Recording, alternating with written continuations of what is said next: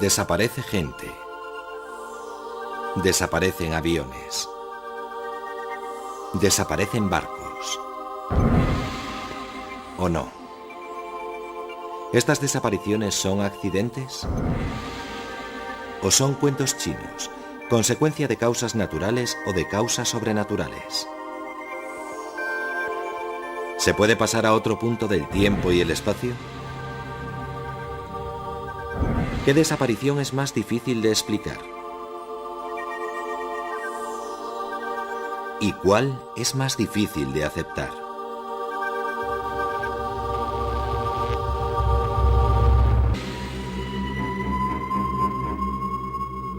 El 23 de septiembre de 1880, David Land salió de casa y se adentró en su finca.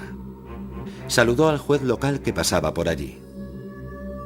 Al cruzar la finca se volvió hacia su mujer y sus 2 hijos, y entonces, a la vista de los 4 testigos, David Land se volatilizó. No había agujeros en el campo, ni ninguna indicación de cómo pudo desaparecer. Solo se encontró un rastro. La primavera siguiente, Sarah, la hija de Land, descubrió un círculo de hierba seca justo donde había desaparecido su padre. Algo le hizo llamar a gritos a su padre creyendo oír un grito ahogado de él. Se esfumó y nunca se supo más de él.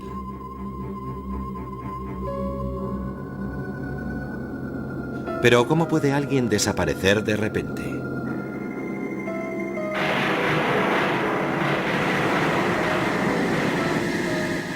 ¿De verdad pueden desaparecer personas y cosas sin dejar rastro, llevadas de nuestro mundo por algo sobrenatural? Para buscar la verdad hay que preguntar a los testigos, que siguen sin poder creer lo que vieron con sus propios ojos.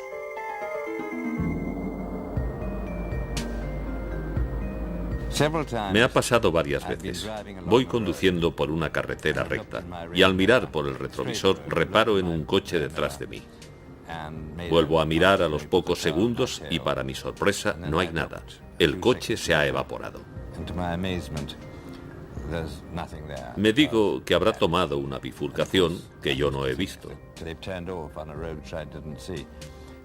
Aunque en una carretera sin curvas es inexplicable que alguien estuviera allí y al momento ya no esté. Es un misterio. Otros no se toman esos misterios tan a la ligera. Mi amigo propuso salir al embalse. Se llegaba por un camino vecinal estrecho. Yo iba delante y vi a esa mujer que venía hacia mí por el camino. Llevaba un vestido de lunares y cuando estaba a unos 20 metros de mí, de pronto se dio media vuelta y pasó por lo que yo tomé por una puerta en el seto. Así que seguimos caminando, y al llegar a la altura donde creí verla desaparecer, descubrí que no había puerta en el seto, y que no había explicación a su desaparición. Todo parece indicar que se volatilizó. Una experiencia perturbadora, pero para Davis fue solo el comienzo. Como tantos implicados en desapariciones, su interés empezó a rozar la obsesión, pues se embarcó en una investigación de por vida y encontró historias en una fuente no por conocida menos inesperada. Elías es interesante porque era uno de esos profetas melenudos que de repente se materializa de la nada en el primer libro de los Reyes y luego desaparece.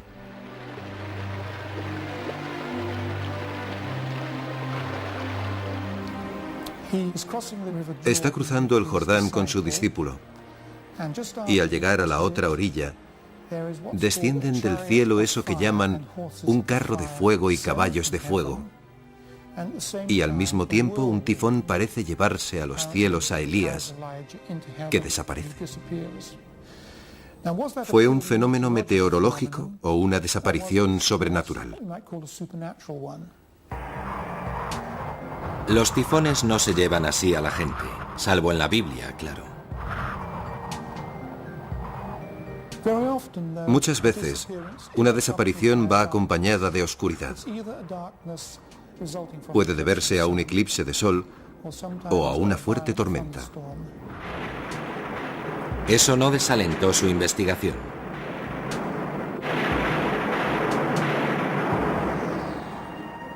Como tantos obsesionados con las desapariciones, Rodney Davis siguió hasta la antigua Roma y el misterio de Rómulo, fundador de la ciudad. Existen 4, 5 o incluso 6 relatos distintos de su desaparición. Una versión dice que desapareció en el templo de Vulcano. Según otra, fue en un lugar llamado Marisma de la Cabra. En esta ocasión, hay tanto un eclipse de sol como una gran tormenta. En esa oscuridad desaparece y no se le vuelve a ver.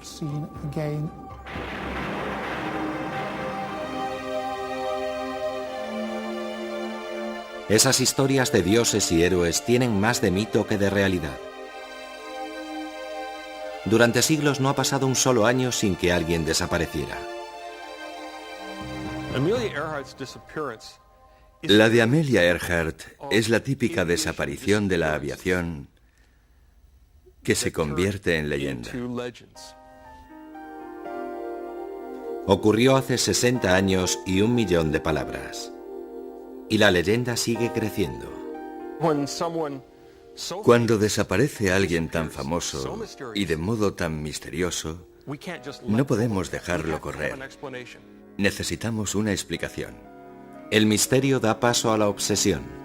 Fanáticos como Rick Gillespie intentan localizar la tumba de su heroína. La obsesión de la propia Earhart era dar la vuelta al mundo, aunque fuera por la ruta más peligrosa, cerca del Ecuador, sobrevolando océanos. Su avión era un Lockheed Electra especialmente preparado. Su primer intento casi terminó en desastre. Pero Earhart no se amilanaba fácilmente. Aplazó el vuelo y el 20 de mayo de 1937 sobrevoló América hasta su primera escala en Florida. Según las malas lenguas, Fred Noonan, su copiloto, era un gran bebedor, pero Amelia confiaba en él, sobre todo por su conocimiento del Pacífico. En Miami se revisó a fondo el Electra. En la madrugada del 1 de junio reanudó su viaje. El mundo entero contenía el aliento esperando noticias de cada escala. Cruzó el Atlántico, sobrevoló el desierto africano y siguió hasta lugares de nombres evocadores, como Karachi, Calcuta, Rangún, Bangkok. Tras algunos contratiempos menores y una tormenta monzónica, el 1 de julio llegó a Papúa Nueva Guinea. Había logrado recorrer 22.000 millas. La etapa siguiente era la isla Howland, un punto diminuto en el Pacífico Sur de 3 kilómetros de largo y 800 metros de ancho. Era un territorio americano de importancia estratégica. Estados Unidos sospechaba que Japón concentraba fuerzas militares en la región.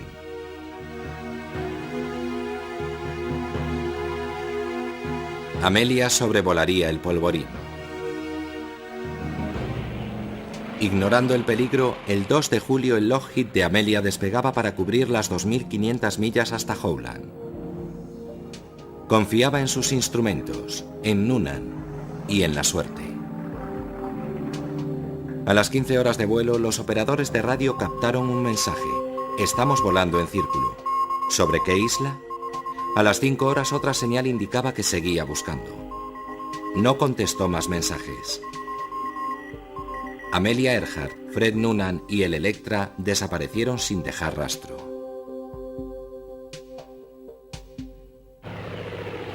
Casi un centenar de aviones peinaron el Pacífico. No encontraron nada. Durante la búsqueda, se creyó oír sus llamadas de socorro. Se esperaba encontrarla en cualquier momento. Pero no fue así. Se pusieron muchas esperanzas en el rescate y en el éxito de tanto despliegue naval, pero fue inútil. Lo único que aparecieron fueron rumores. Se barajó su captura por los japoneses, o que hubiera partido en misión de espionaje. En los años 60, un equipo de periodistas americanos encontró testigos en Saipán. Hablaron de un avión que cayó al mar y de un hombre y una mujer cautivos. Saipán estaba dentro del área de autonomía del avión, pero no había pruebas concluyentes. Entonces Gillespie tropezó con algo que otros habían pasado por alto.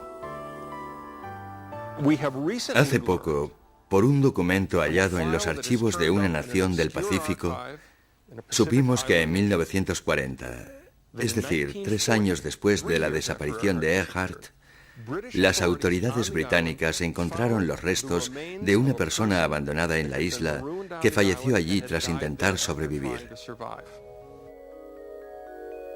Para entonces, la historia de Amelia Earhart tenía el sello de una desaparición clásica. Un viaje épico, una persona famosa, una desaparición repentina. Para una legión de fanáticos que peinaban tierras y mares buscando su rastro, el viaje a la isla Gardiner era irresistible. En ese mismo sitio encontramos fragmentos de un zapato. Se trata de calzado americano de mediados de los años 30. Es de mujer y encaja con el estilo y la talla de calzado que llevaba Amelia Earhart cuando desapareció. Está claro que los restos que aparecieron en Gardiner en 1940 son de Amelia Earhart o de Fred Noonan. Quizá porque se extraviaron los huesos, nunca se pudo saber de quién de ellos eran. Sospechamos que eran de Noonan porque en los restos humanos es más fácil identificar el género si se dispone de parte de la pelvis y del cráneo, como fue el caso. Si es Noonan, ¿dónde está Amelia? Si hay 2 personas abandonadas en una isla, no morirán en el mismo momento. Una de ellas sobrevivirá a la otra y no se quedará ahí sentada viendo cómo los cangrejos se comen a su colega. Hará todo lo posible por enterrarlo. Si estamos en lo cierto, ahora los huesos de Amelia descansan en una tumba anónima, seguramente cerca de donde se encontró el otro cadáver. Luego hay que preguntarse qué fue del avión, si existe alguna prueba de que haya estado allí, y resulta que sí. Encontramos fragmentos de aluminio y de otro material que procede de los restos de un avión. Este trozo de metal nos dice mucho. Hemos comprobado que corresponde a un parche instalado en los bajos del avión de Earhart, en esta posición, justo aquí.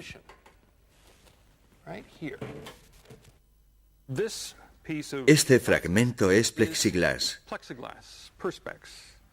y tiene un grosor determinado y una curvatura precisa que permiten identificarlo como un fragmento de ventanilla lateral del Lockheed Electra de Earhart.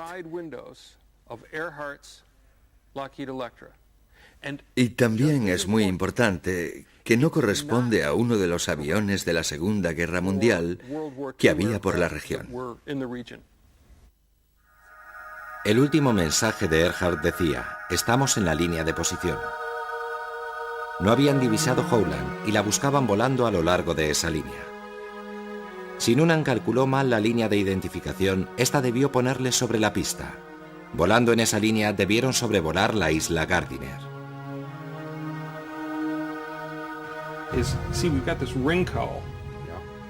Rick Gillespie seguirá buscando el avión y los efectos personales. Puede parecer de mal gusto, pero necesita pruebas para resolver el enigma. Aún hoy, 60 años después de su fatídico vuelo, Earhart sigue siendo un ídolo capaz de inspirar a otros. La aviadora americana Linda Finch consiguió su objetivo, dar la vuelta al mundo en 2 meses y medio. Pero Amelia Earhart no es la única americana famosa desaparecida entre una nube de rumores. El 15 de diciembre de 1944, Glenn Miller, el director de orquesta más famoso del mundo, se volatilizó.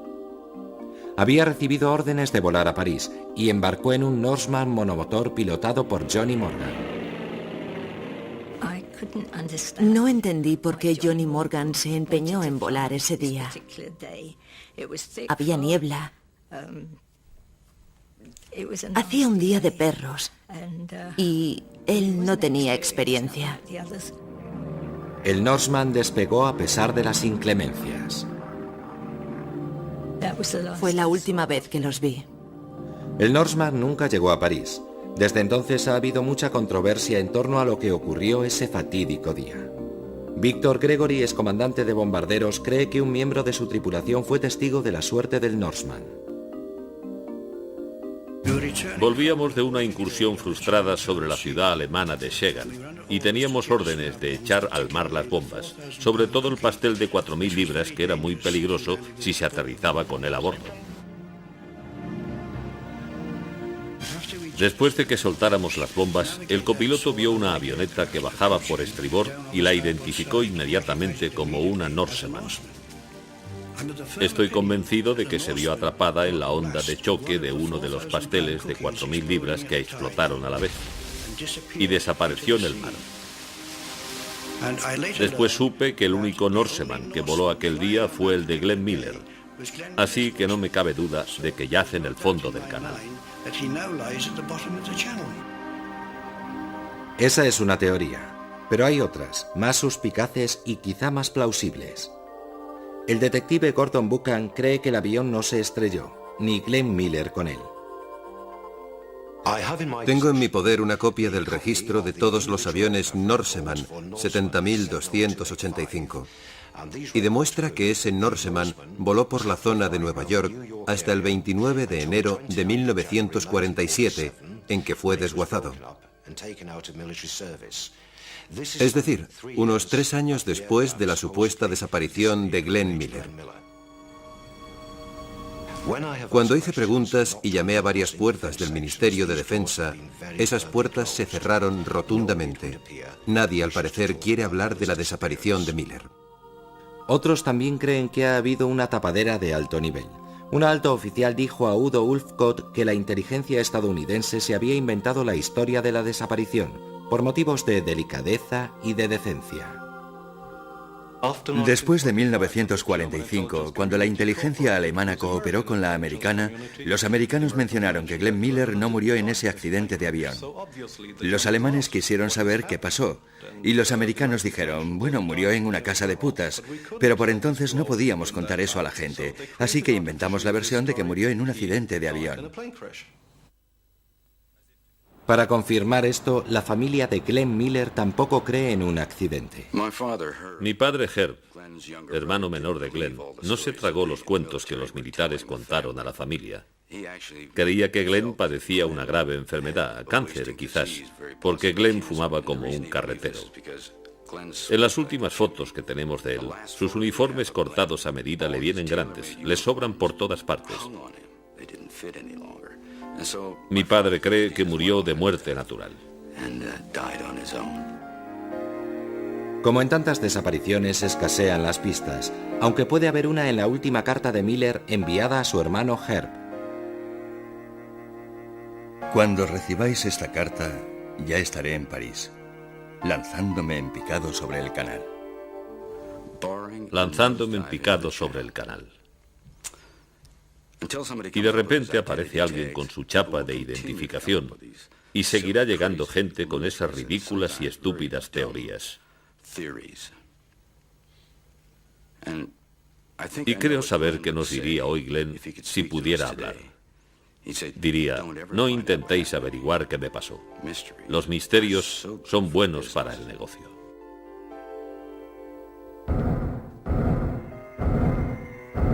El sexo y la fama son ingredientes explosivos en las desapariciones, tanto como el poder. John Stonehouse era un político ambicioso que hubiera podido llegar a primer ministro británico. La alarma sonó cuando, estando de vacaciones en Florida, no se presentó a un mitin que iba a dar. No apareció, ni tampoco a cenar. Así que echaron abajo la puerta de su habitación y encontraron todas sus cosas, su pasaporte y su dinero, que era mucho. La policía peinó la playa cubana, pero ni rastro. Cada vez que aparecía un cadáver a 200 kilómetros a la redonda, todos se preguntaban si sería él. Corrieron rumores de que tenía problemas financieros, lazos con la mafia, o de que era un agente secreto, y él sin aparecer. Debió ahogarse. Le damos por muerto. Aunque entonces no lo supiera, la policía tenía en sus manos una prueba de peso, su pasaporte. John Stonehouse había leído este libro de Frederick Forsyth. El chacal desaparece asumiendo la identidad de un fallecido. John Stonehouse había acudido a esta tienda de su circunscripción para investigar la historia de un votante fallecido llamado Clyde Markham. Un año después, la policía australiana irrumpió en una casa de Sydney. La verdad salió a la luz. Agobiado por las deudas, Stonehouse había organizado su propia desaparición. He sufrido traumas porque algunos de los ideales por los que he peleado durante 30 años de intensa vida política se han quedado en nada. Eso me afligió, me afectó mucho. Es uno de los motivos por los que me vine abajo. Stonehouse estaba acabado, acusado de 21 delitos, entre ellos fraude y usurpación de identidad. Pero Stonehouse desapareció ante todo por un lío de faldas, con su bonita secretaria, Sheila Buckley. Fue su afán por verla lo que puso a la policía sobre la pista de su escondite.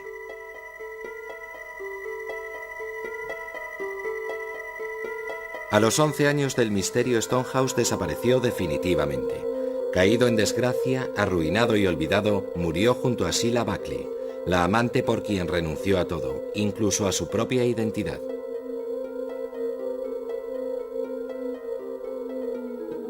Si la desaparición de aficionado de Stonehouse se debió al más trivial de los motivos, otros son más calculadores y profesionales. La pista la encontramos de nuevo en el título de esa novela de Frederick Forsyth, pero esta vez la desaparición es mucho más siniestra. Durante los años 70 y 80, las ciudades europeas se convirtieron en blanco de las acciones terroristas de varios grupos clandestinos. Era evidente que alguien intentaba poner sobre el tapete mundial la cuestión palestina, pero cuando se disipaba el polvo de las explosiones ya no estaba. Ocurrió de repente. En Londres atacaron a Lord Schiff, destacado sionista y presidente de Marks & Spencer. Se abrió la puerta del baño y entonces vi una pistola. Eso fue todo.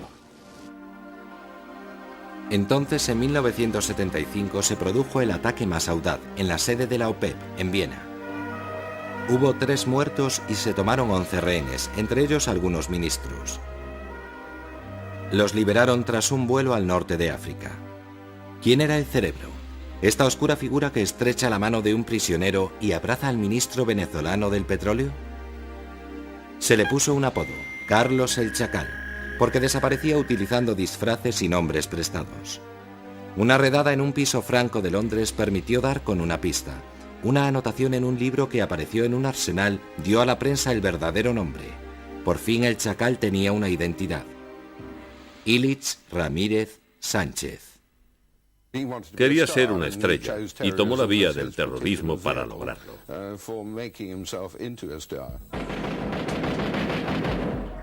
El Chacal utilizaba la más sencilla de las técnicas para desaparecer. Se escondía entre el gentío. Aunque lo buscaban en Europa, frecuentaba pisos francos en Inglaterra y Francia y se escurría cambiando de identidad y de pasaporte. Solo durante los años 70 usó más de 20 identidades distintas. Y tenía amigos secretos e influyentes. Si se estrechaba el cerco, contaba con apoyos suficientes para desaparecer en Europa del Este o en Oriente Medio. Pero la perseverancia del periodista David Yallop acabó dando con él.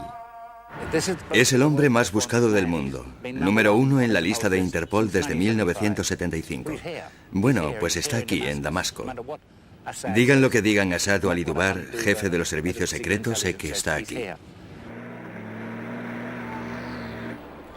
En agosto de 1994 le abandonó la suerte. El hombre que durante 2 décadas despistó a la policía fue detenido en una clínica de Jartum cuando estaba anestesiado. Las fuerzas de seguridad sudanesas lo entregaron a Francia. A finales de 1997 fue condenado a cadena perpetua por matar a 2 agentes franceses. Carlos no volvería a desaparecer. La mayor parte de las desapariciones humanas se pueden explicar por sentido común o fuerzas naturales, pero hay algunas que desafían toda lógica y parecen sobrenaturales. Algunas de las más sonadas se han producido en la costa sudeste de América, una pequeña zona famosa por sus inexplicables desapariciones, el llamado Triángulo de las Bermudas. Hay docenas de relatos de barcos, aviones y personas desaparecidas en extrañas circunstancias, como el Witchcraft. El 24 de diciembre de 1967, a una milla de la costa de Miami, un Buoy 7, un yate de recreo, se hizo a la mar con el propietario y un sacerdote a bordo. Al poco emitió un mensaje de llamada urgente al guardacostas. Este tardó unos 20 minutos en alcanzar su posición, pero cuando llegó a la zona, no quedaba rastro del yate. Hacía muy mal tiempo aquella noche. Debieron pensárselo 2 veces antes de salir. Era un barco pequeño, de noche y con mala mar. Para mí no tiene nada de misterioso. Por cada convencido de la existencia del Triángulo de las Bermudas, también hay un escéptico, como Larry Kuss. Cree que muchos de los misterios tienen una respuesta lógica, como el caso del Rubicón, que apareció a la deriva frente a la costa de Florida con solo un perro a bordo. Se desató sobre La Habana uno de los huracanes más fuertes de todos los tiempos. El Rubicón estaba en el puerto, sus amarres se rompieron y el barco salió a alta mar a la deriva hasta que dieron con él.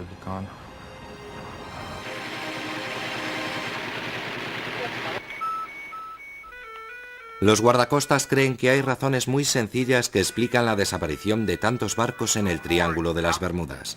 En su opinión, las circunstancias son triviales, la gente está poco preparada y se pierde. Cada poco nos llaman motoras diciendo que están en apuros. Nos dicen dónde creen estar y muchas veces los encontramos a 40 o 50 millas de la posición que creían tener. En una ocasión me llamó una mujer preguntando dónde estaba Bimini, pues no salía en su mapa.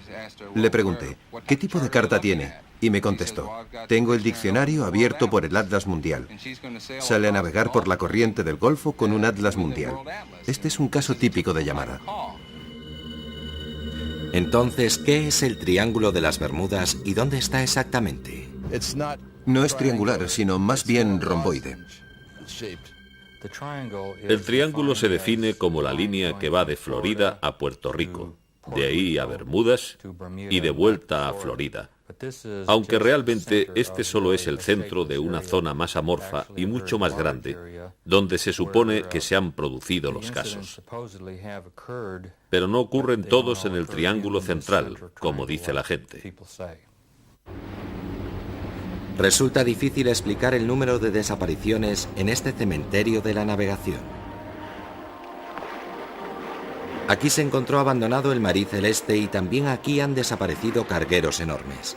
Goletas y grandes buques cisterna desaparecieron sin dejar rastro. Los aviones comerciales y privados despegan sin preocupación. Otros creen que aquí pasa algo más sobrenatural. Aquí, cerca de la costa de los Estados Unidos, ha ocurrido o está ocurriendo algo que desafía las leyes de la naturaleza que conocemos en la actualidad. No sabemos lo que es, por eso es un misterio, porque no sabemos resolverlo. Si supiéramos qué hay ahí, no sería un misterio. Usted no me estaría filmando y yo no habría escrito un libro sobre el tema. Hay un incidente que ha contribuido más que ningún otro a forjar la leyenda y estará vinculado para siempre al Triángulo de las Bermudas. El 5 de diciembre de 1945, 5 Avengers de la Armada Americana salieron en misión de entrenamiento rutinario. Pero algo falló. La torre de control captó mensajes inexplicables. Los pilotos decían que se habían perdido. El mar y el cielo parecían extraños.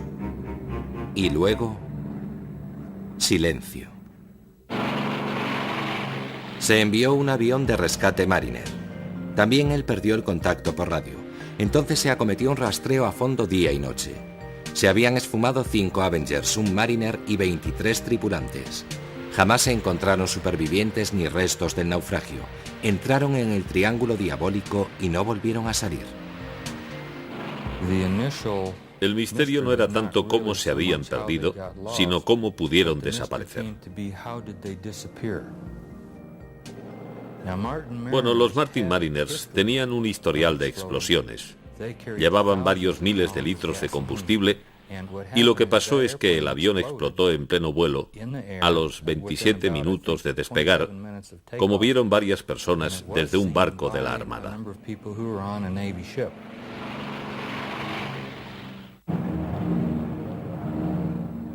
¿Y qué pasó con los 5 Avengers?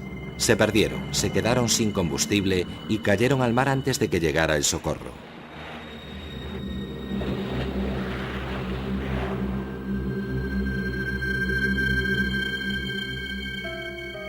La historia del vuelo 19 se ha incorporado a la mitología popular. De vez en cuando aparecen noticias de que han reaparecido aviones perdidos. Una versión afirma que estuvo dando vueltas sobre el desierto cuando lo devolvieron los extraterrestres que lo secuestraron en 1945. La leyenda se basa en buena parte en los comentarios del comandante, recogidos en una grabación. Las 2 brújulas se han estropeado, sobrevuelo tierra, pero están rotas. Cuando el comandante dice que están rotas las brújulas, el problema no es que hayan fallado, sino que está despistado y no está de acuerdo con lo que dicen. Pero más misterioso es lo que el comandante Taylor se supone que dijo.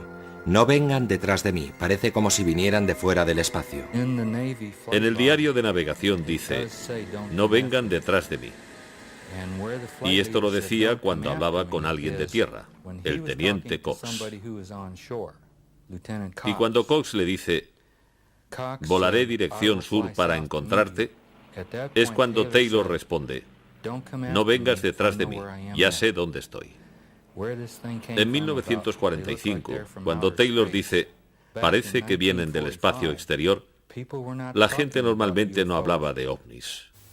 Desde 1947, hemos recibido y analizado entre 1.000 y 2.000 informes procedentes de todo tipo de fuentes. Hemos podido explicar satisfactoriamente la inmensa mayoría.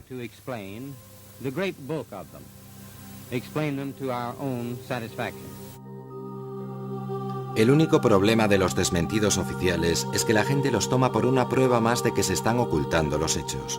Pero algunas de las pruebas de las visitas de naves espaciales son increíbles.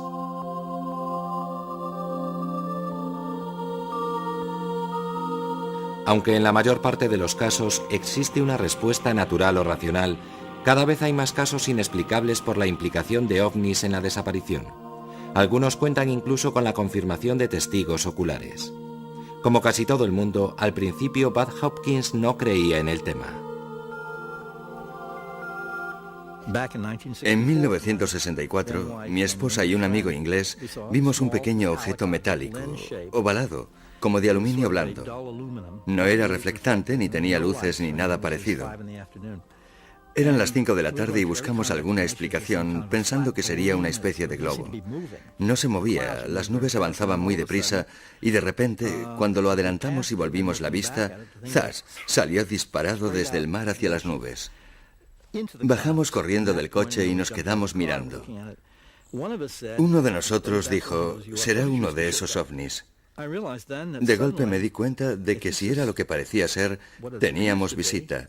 Y el episodio se convertía en el hecho más importante de la historia. Era un objeto sólido y creo que venía del espacio. ¿Qué estaba pasando? ¿Por qué desaparecía la gente y volvía a aparecer a los pocos minutos? ¿Y qué ocurría entre tanto? Bud Hopkins empezó a investigar y constató que muchas de las víctimas recordaban imágenes recurrentes. Mucha gente menciona un pequeño objeto en una cánula que les insertan en la cavidad nasal con la persona tumbada en la mesa. Por los procedimientos utilizados, parecen tener interés por el sistema nervioso del hombre y por sus órganos reproductivos. Dedican mucha atención a la cabeza. Esta explicación de que la gente desaparece un rato para que los extraterrestres puedan examinar la humanidad puede parecer increíble, pero Hopkins cree que hay casos fuera de duda. El caso de abducción más importante que conozco es el de Linda Cortilla. Ocurrió en Nueva York en noviembre de 1989. Linda recuerda haber percibido una presencia en la habitación justo antes de dormirse y sintió que sus piernas y luego su cuerpo se iban paralizando. Reconoció lo que era por experiencias anteriores, así que abrió los ojos y vio una pequeña figura gris con una cabeza grande de pie junto a la cama. Entonces perdió el conocimiento. Después recuerda haber salido flotando por su ventana del 12º piso en un rayo de luz azulado y subir por un ascensor invisible hasta la nave que aguardaba arriba. Recuerda estar tumbada en una mesa, lo que pasó dentro de la nave, etc., y cómo la devolvieron a su piso. 15 meses después, recibí una carta de 2 hombres que decían ser policías y después reconocieron que eran agentes de seguridad del gobierno, diciendo que estaban en un coche aparcado debajo de la autopista federal, muy cerca del apartamento. A las 3:15 de la madrugada avistaron un ovni sobre el edificio que de pronto encendió las luces y emitió un rayo azul descendente. Vieron 4 figuras en posición fetal salir flotando de la ventana del piso 12. Luego se desplegaron. Una era una mujer en camisón blanco y las otras 3 figuras no eran humanas. Se desplegaron y ascendieron hasta la nave y ésta se elevó sobre la autopista y fue vista hundiéndose en el East River. Es increíble porque se trata de una abducción con testigos, pues he entrevistado a gente de 5 sitios distintos y todos ellos vieron cómo ocurría la totalidad o parte de esa abducción aquella noche. Por ejemplo, una mujer contaba que su coche se detuvo en el puente de Brooklyn, se apagaron los faros y de golpe vio esa luz brillante sobre el edificio de apartamentos y se dio cuenta de que era una nave y vio las figuritas desplegándose por la ventana. Me dijo, era tan real que parecía un truco. Creí que estaban rodando una película con efectos especiales. En este caso hay testimonios de 20 personas. Así que hay que descartar una explicación psicológica, pues como dijo Linda, si estaba alucinando, ¿cómo vio tanta gente mi alucinación? Los ovnis no son la única fuente de relatos que parecen más extraños que la ficción. ¿Qué hay de la capacidad de desaparecer volviéndose invisible? ¿Puede ocurrir? La psicoterapeuta Donna Hybe cree que es posible y tiene varios ejemplos. Han salido a la luz muchos casos de invisibilidad espontánea. Primero fueron 1 o 2, pero luego me quedé atónita al descubrir que eran muchos. La gente contestaba a mi encuesta desde todos los rincones del mundo. Por ejemplo, Adrienne, en Lancashire, Inglaterra. Una noche entró en un bar con un amigo y este tuvo que ir al baño. Ella esperó sentada en el bar. Cuando volvió del aseo, él la buscó. No la vio. Cogió algunas cosas que tenía en la barra y salió corriendo del bar.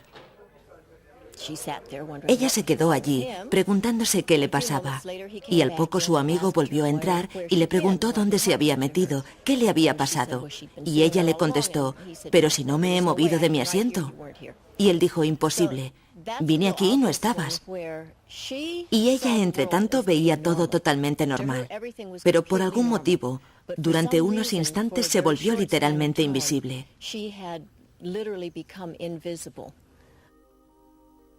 En otra ocasión, esta mujer quiso comprobar su sensación de que era invisible.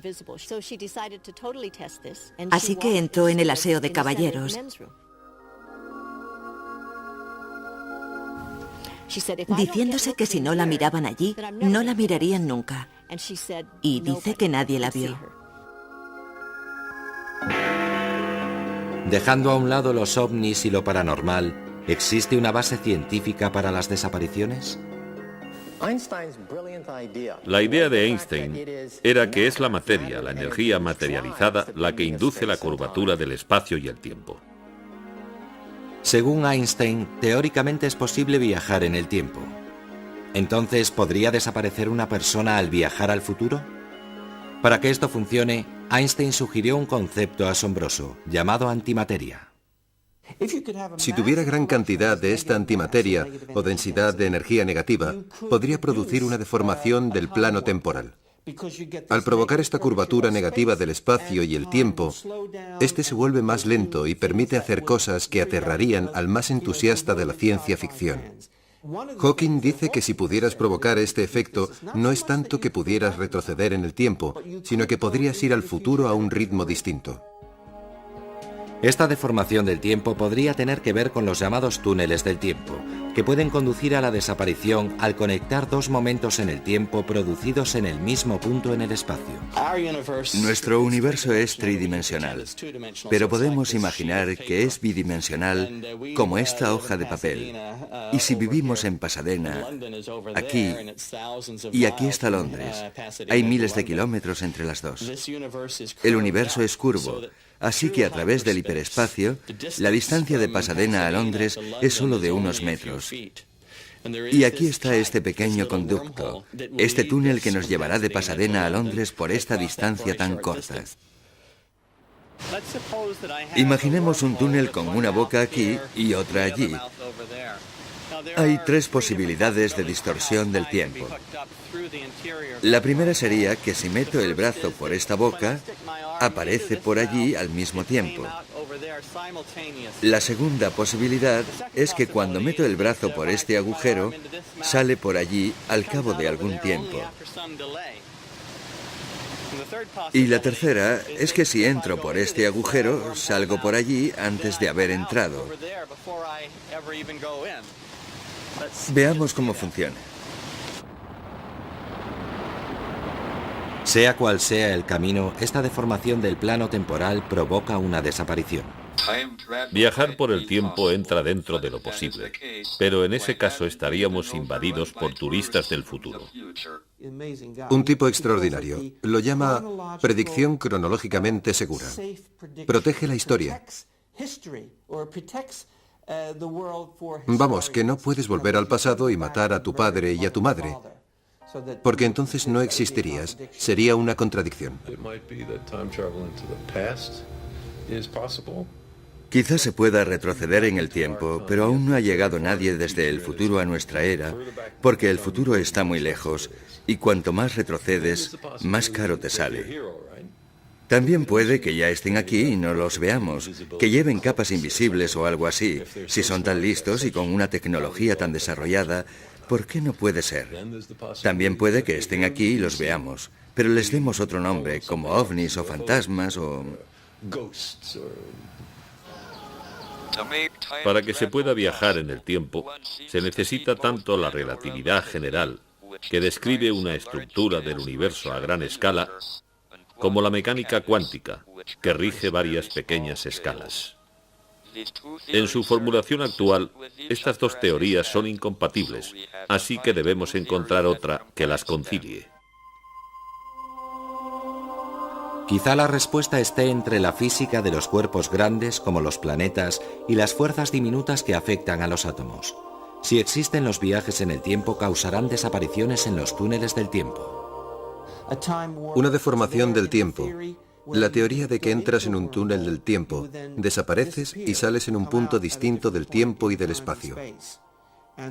Es inverosímil, pero en principio esas cosas están ahí, en la teoría. Creo que dentro de 10 o 15 años conoceremos todas las leyes del punto de gravedad.